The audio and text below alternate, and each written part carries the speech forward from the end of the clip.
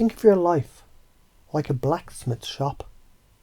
Every action you take, it's a hammer strike. If the strike lands on hot iron and shapes something beautiful, that's reinforcement. Your nervous system tags it, do that again. If the strike misses and you smack your own thumb, that's punishment. Your nervous system says, let's not do that again, genius.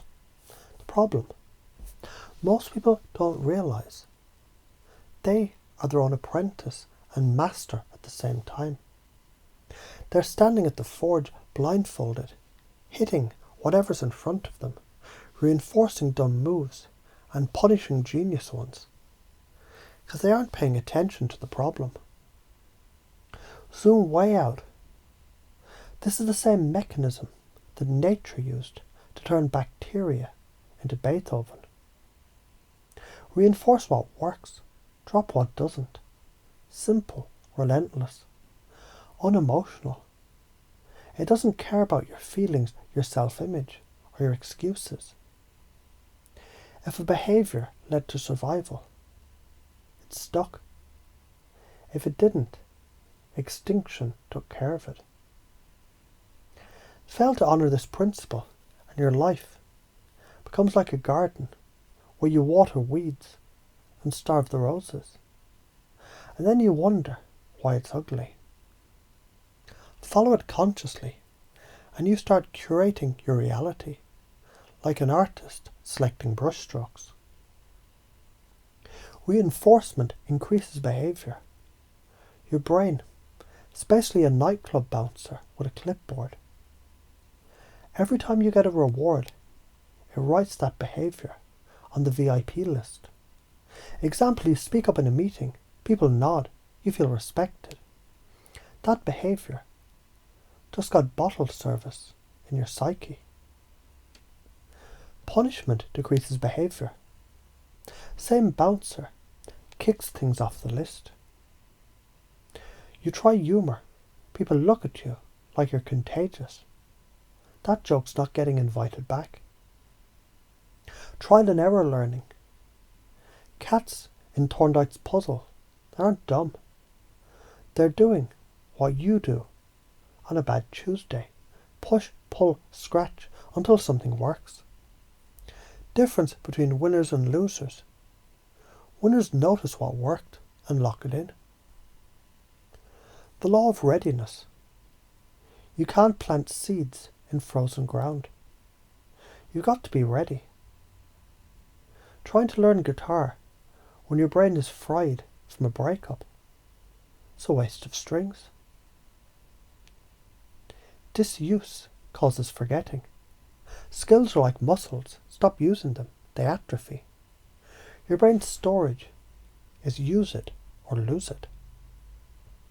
Instead of seeing reinforcement as external pain, imagine it as an inner yes.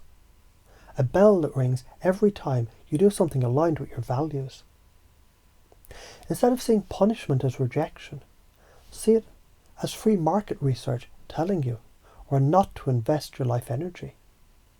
So right now, find one behaviour that you know is gold, and double down on it this week. Your nervous system will wire it tighter. Find one toxic, draining behaviour and starve it of oxygen. No audience, no energy. Let it wither. Why are you afraid to do this? You're scared of two things: people's reactions, the possibility that it might actually work, because then you'll have to keep doing it. And here's the kicker. The same principle works on your fear. Every time you act despite it, and it doesn't kill you, you reinforce courage. Each time you hide and feel safe, you reinforce avoidance. Guess which one builds the life that you say you want? Confusion is just your brain's software loader. In NLP and Ericksonian hypnosis, we deliberately create temporary confusion, a mental white space, because in that moment, the old programming is offline, and you can install a new one. Thorndike effect is the installer. You put in behaviours, test them, keep what fits, delete what crashes the system. If you ignore reinforcement and punishment, you're like a pilot flying with the dashboard covered. You won't know you're in a death spiral until the mountain fills the windshield. Follow it, and you become a pilot who can not only fly, but land on a dime in a storm blindfolded. You already do this in micro ways. You smile back when smiled at. You stop touching a hot stove. You keep petting a dog when it wags. Take that same wiring and apply it deliberately to business, relationships, personal growth. Hook their current beliefs to your desired outcome, like a train coupling. Once connected, you lead the whole chain where you want it to go. Follow this. You stack micro victories, each reinforcing the next, compounding into a life that feels engineered rather than accidental. Ignore it. You keep rewarding behaviours that screw you, until one day you wake up with a life you consciously chose. But you built it, one reinforced bad habit at a time. Thorndike didn't just describe cats escaping boxes. He described you escaping or trapping yourself every day. Every reinforcement is a deposit in your future. Every punishment is withdrawal from behaviour's lifespan. The question isn't whether you're using the Thorndike effect. You are. The question is whether you're the master blacksmith of your faith, or the apprentice who keeps hitting his own thumb.